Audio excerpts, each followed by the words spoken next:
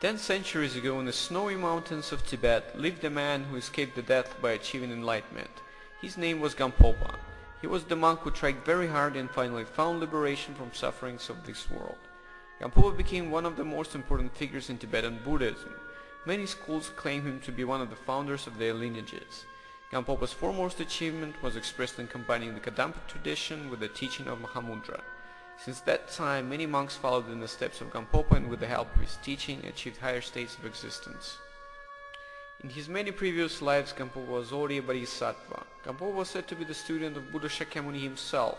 His name at the time was New Moonlight Healer. As his name suggests, he was a gifted physician. Once he heard Buddha giving his teaching at Vulture's Peak near Rajagraha. He invited Buddha and all his students into his house. This is where Buddha gave the teaching on Samadhi-Raja Sutra. After revealing the sutra, Buddha asked who of all his students would volunteer to spread this particular teaching. New Moonlight Healer was among the students who promised Buddha to spread the knowledge of the sutra to future beings. In return, Buddha himself promised that he would appear and help to spread and establish the teaching. In one of his sutras, Buddha prophesied that the monk called the physician will appear in the north. Gampopa was reborn in the year 1079 in central Tibet. He was the oldest son in the family. Since he was little, he displayed many wonderful qualities. It is said that he was interested in many teachings while being just a child. By the age of 16, he had already become a great doctor, and some of the tantric teachings were transmitted to him by gurus on Nyanmapa lineage. When he was 22, he married the sister of local king. 2 years later, there was a great epidemic in the region. Gampopa was unable to save his own son. His wife was also dying, but she was so attached to Gampopa that she couldn't let go of her life. Gampopa knew that there was no cure for her illness, and for her to die properly, she had to let go of her attachment to him. In order to help her, Gampopa took an oath to become a monk. After that, she died peacefully. Fulfilling his promise, Gampopa became a fully ordained monk of Kadampa tradition by the age of 26. He spent a lot of time meditating.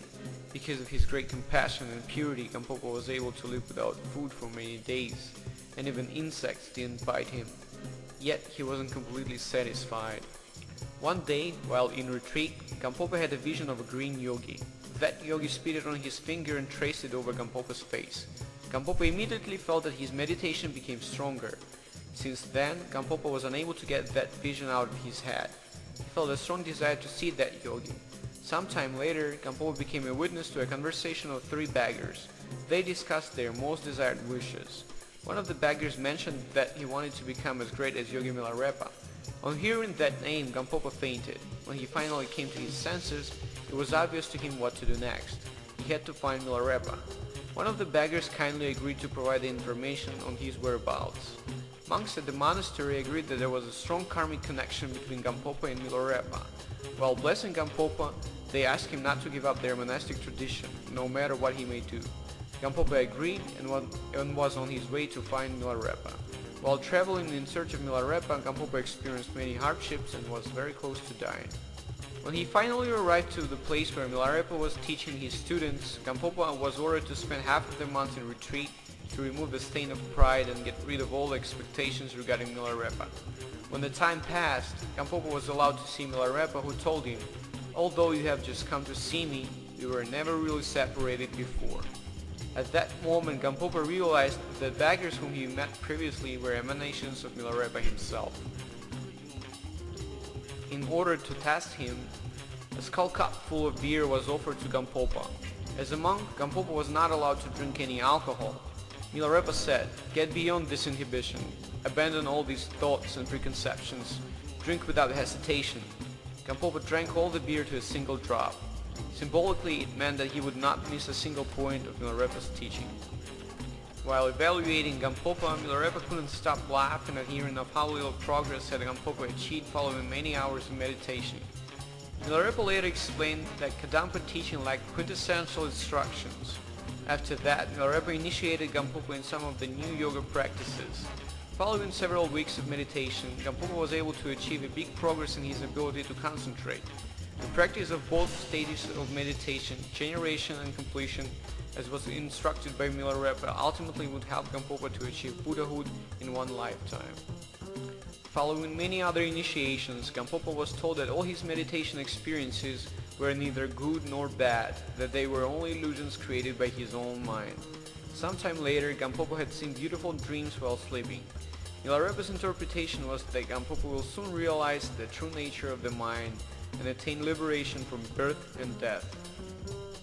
After the explanation was given, Milarepa told Gampopa that he should start spreading the knowledge and thus benefiting all the beings. While giving his last instructions, Milarepa mentioned that the essence of his doctrine lied in persistent effort in accumulating merit that would help to gain necessary accomplishments. And so Gampopa went back to central Tibet. Sad news about the death of Milarepa caught him unexpectedly. Trying to overcome the grief, Gampopa sang songs in praise of his guru. After that, he resumed his meditation in a place called Sop. And one night he finally came to realization of the true nature of the mind and full meaning of his guru's words. Spending 7 years meditating in Rolka, Gampopa decided to start sharing his knowledge and went directly to Gampo Mountain, where he was met by many hungry for more knowledge advanced practitioners of Dharma. Soon Gampopa fulfilled his destiny and became one of the greatest teachers in the history of Tibetan Buddhism.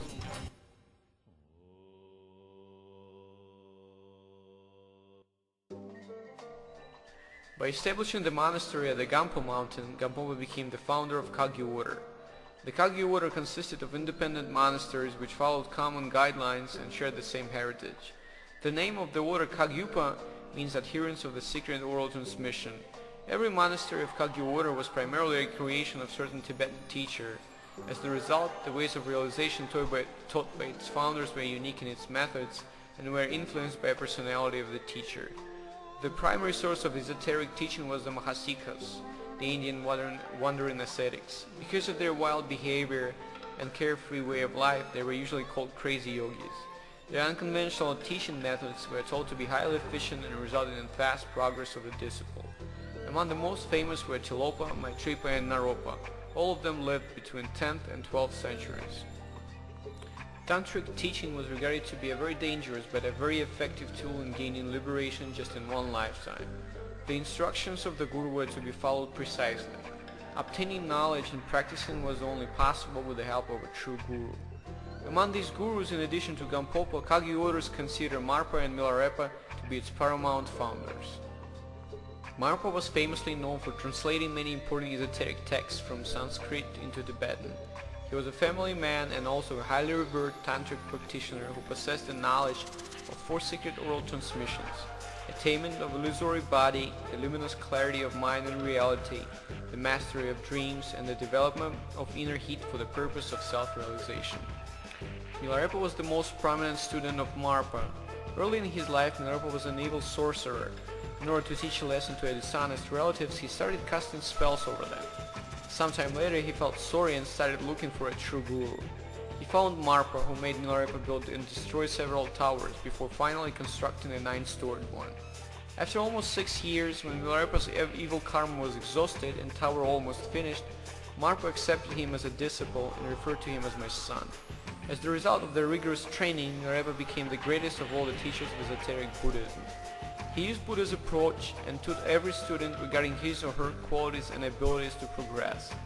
Using this approach, he was able to teach his students to transform negative aspects of their personality in positive, and thus helping them to advance farther and faster on the way to a final realization. While Gampopa was meditating in caves of Gampo Mountain, 51,600 students gathered together in order to learn new teaching from the master himself. Many of them were already highly realized beings. Except for the 3 yogis of Hum, all of the students were told to adhere to disciplines of a monastic ordination. Atisha was the founder of Kadampa monastic system that served as a model for a new branch of Buddhism. The graduate path to enlightenment Olam Rim of Kadampa teaching was fused with Mahayana teaching of Bodhicitta and self-realization system of Mahamudra. The 3 yogis of Hum were completely realized beings who were allowed to drink alcohol because they were beyond any negative accumulations for their actions. One of them was the emanation of Buddha himself, fulfilling his promise to help and spread the teaching. These yogis were to become the founders of the great schools of Kagyupa.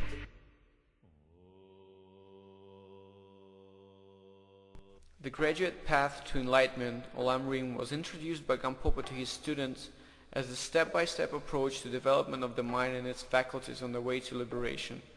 It was Atisha's original text that became the primary source for Gampopa's book, The Jewel Ornament of Liberation, the wish-fulfilling gem of noble teaching.